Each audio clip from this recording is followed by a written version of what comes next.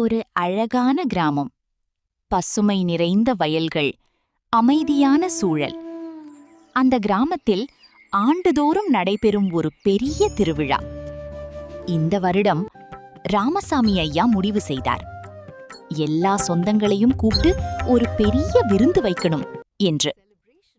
விழா நாள் அருகில் வந்தது. வீடு முழுக்க பிஸியாக மாறியது.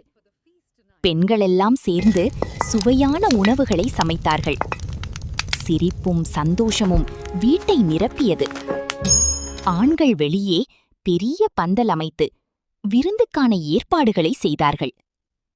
குழந்தைகள் ஓடி விளையாடி அந்த சந்தோஷத்தை இன்னும் அதிகப்படுத்தினார்கள். விழா நாள் வந்தது. எல்லா சொந்தங்களும் ஒரே இடத்தில் கூடி பாசத்தோடு ஒருவரை ஒருவர் வரவேற்றார்கள்.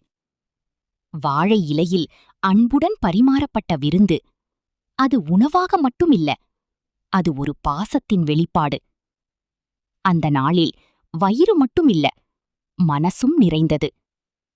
இறுதியில் அனைவரும் ஒன்றாக உட்கார்ந்து பழைய நினைவுகளை பகிர்ந்தார்கள். அந்த திருவிழா ஒரு சாதாரண நிகழ்வு அல்ல. அது உறவுகளை இணைக்கும் ஒரு அழகான நினைவு. எல்லோ